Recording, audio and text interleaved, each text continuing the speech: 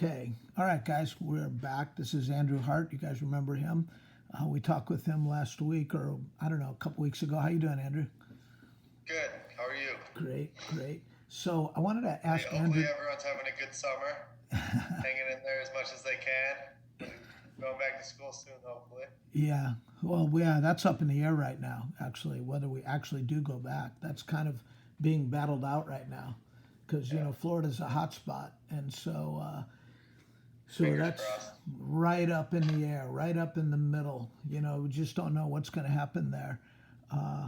But but yeah, we're going to keep feeding the kids content, whether they go back to school or not. And this might be the way we do PE, what we're doing right now. So, but you guys wanted to ask Andrew to come back because Andrew was a kicker. We talked about that last time, but we didn't get into the details of it. And I wanted to ask Andrew, kind of guide Andrew through some questions about his kicking because I think you guys would find it interesting. So, Andrew, we talked last time, I think, about you were being in a high school team and having high school championships and all of that. And we kind of just brushed on the idea that you became a kicker at a college level. But when did you form in your mind that that's something you might want to do? Do you remember? Yeah. I mean, I think like growing up, I tried to play as many sports as possible, and by choice. Like I enjoyed. I don't think there was ever a sport I really didn't enjoy. I probably played when I was in middle school, like 6 to 7 different sports, which means there's a couple seasons where I was playing two at once. And I grew up in Illinois, and I guess in Illinois it's different than in Florida. So in the fall, football season and soccer season are going on at the same time. So I was always jealous of Florida when football season and soccer season weren't at the same time because those were maybe my two favorite sports. But as a fifth grader to until high school, I would go from football practice to soccer practice, 100% participating on both teams. And I think I told you before, and maybe the first time I was on, as a kid, I thought I was going to be on the U.S. national soccer team, and so Yes. I really did like soccer. I still do love soccer, and thought I was, thought I was good, and I think I probably was I mean, I'm not going to sit here and say I was great, but I thought I was an okay player. But had a pretty strong leg, and I guess relative to people that were pure football players, was more kind of coordinated and natural at kicking the ball than most people. Um, and when I got to high school, on grade school, I was probably an okay football player. But when I got to high school, the competition pool got a lot more intense. I necessarily wasn't one of the best athletes anymore. And I was still playing football, but I realized, the best way for me to contribute to this team would be to get really good at kicking field goals and trying to punt and kicking off. And, would I have liked to play running back? Yeah, Mhm. but, I kind of took a step back and was like, all right, where's my skill set? How can I contribute to this team the best? And, it was being really focusing on this skill that I felt fortunate to have, which was I was a pretty good place kicker. And, as good as I may or may not have been, it was all right, well, what do I need to do to be a good high school place kicker? And it was okay, find a really good high school long snapper and a really good high school holder.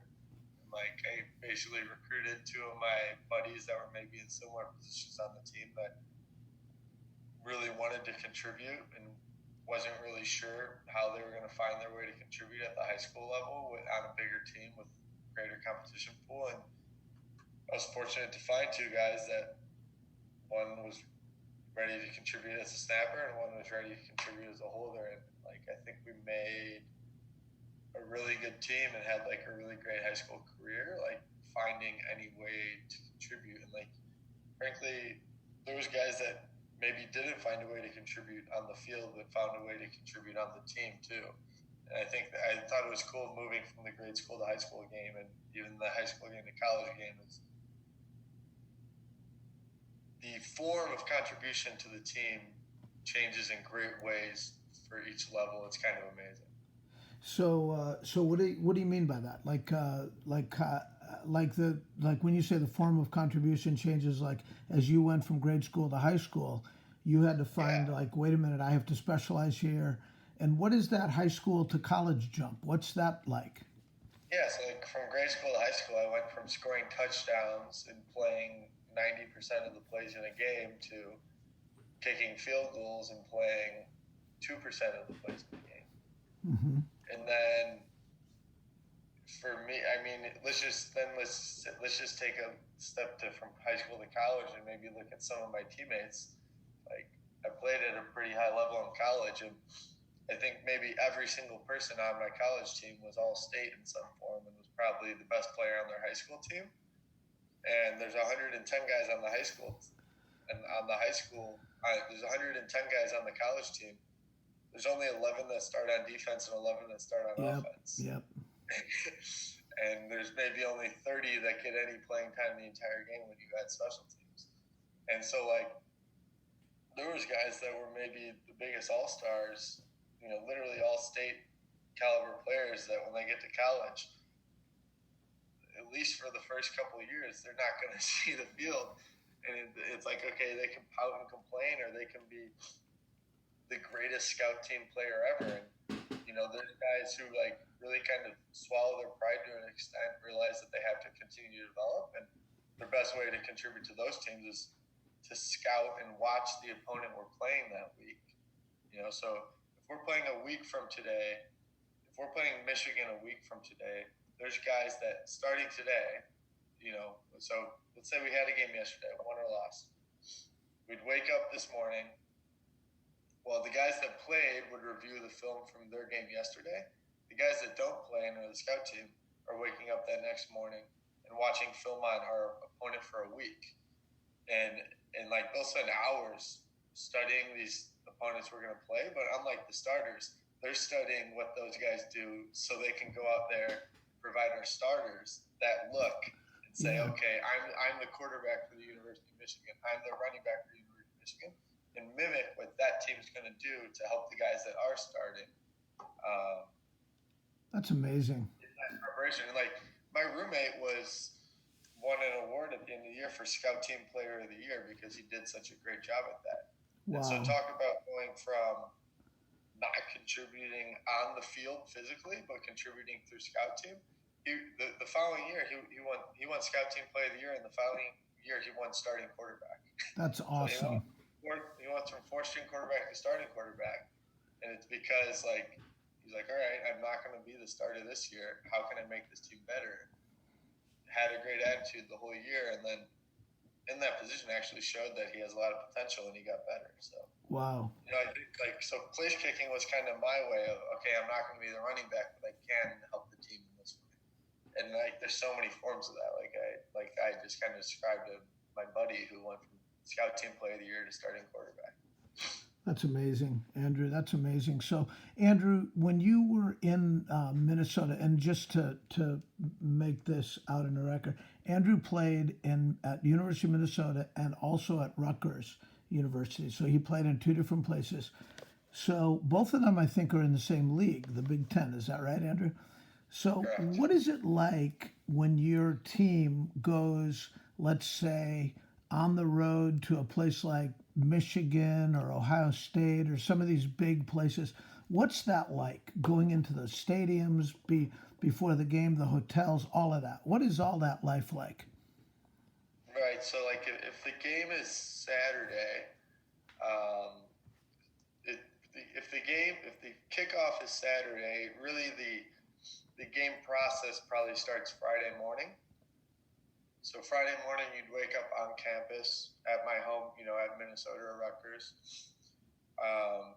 You're actually excused from class that day, or have classes come to you in some form or extent. And then practice, you'll have like a pretty light practice at 8 a.m. just kind of walk through like final preparation. You know, those scout team guys are giving the final looks for the starters, so the starters aren't surprised when they go on the field and they know what to see. You know, go through any last minute preparation, have a handful of team meetings, any particular game plan stuff you'll go over at home. That practice will last an hour and a half. You'll pretty much shower. Like I would typically get like a massage that morning, like any therapy just to get your body as primed as it can be for the next day. So you get, you know, like you get massage, stim, anything you need. Stim's like another form of therapy for your body, I guess. And then you'd get on the team would then get on the bus. Airport security would actually come to the team facility, and the whole team would go through security like on the field, like at our university. Wow. Then we'd get on the bus, and then the bus would drive to the airport. But rather than go to the airport in the traditional sense, like in a commercial manner, like we might today, or pretty much anyone. I'm not flying private yet. I don't know if you're going to Yeah. So now that like the team would get on the bus, and rather than, you know, fly commercial and go through security at the airport, the bus would actually just pull onto the runway, and you'd get off the runway. You get off the bus on the runway and walk directly onto the bus, and the plane would fly immediately to the stadium or to the away game. At which point we'd get off.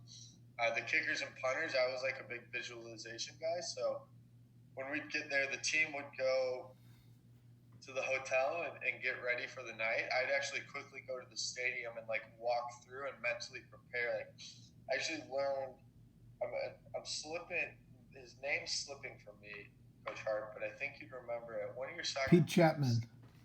Pete Chapman would say, like, if you're going to take this banana peel and throw it into that garbage can across the room, you need to visualize it going in. Yes. Or before you do it, you need to visualize that going in. And, like, I carried that with me, like, my entire college career. And, like, I'd literally get to the stadium the night before, and, like, people just saw me from the stands looking down. They probably think it was just some crazy guy. Like, but like, I would literally take my field goal steps and like take a practice swing without actually kicking a ball. Like every kick that I imagine I could be called on the next day, and imagining the crowd, imagining, you know, my team around me. So I'd go like do like 30 minutes of visualization, get back with the team. We'd have like dinner, everything, get to at the team hotel, more meetings at the team hotel, more massages or whatever. Wake up the next day and it's game day, you know, and then whenever the game ends, you're back on the plane an hour and a half later and you're back on campus Saturday night. That was so cool, Andrew, to go through that. And I know you have a meeting coming up, so let's sign off here. But thank you for that, taking us back behind the scenes, especially getting on the plane. That's so cool. And that visualization part also. Yeah, it's it's really fun. I mean, and it's crazy how it just kind of all fell in my lap. You know, like I thought there was always like a direction I wanted to trend and wanted to end up, and but when I signed up for college, what I thought my experience was going to be was totally different than what it was. Not for better or worse, you know, it just kind of is what it is, but like just kind of took each day as it was, and you know, things fell as they may be, which is kind of how I went from grade school to high school, and was like, all right, and things fell as they may be, and then next thing you know, I was a place kicker. So. That's awesome. Well, you know what, Andrew, at some point in your busy schedule, maybe we'll get another time with you, and you can tell us about the times when you played in some of the games and stuff like that. Absolutely. Beautiful. Yeah, that sounds great. All right, take care, Andrew. Good luck in your meeting today. Thank you.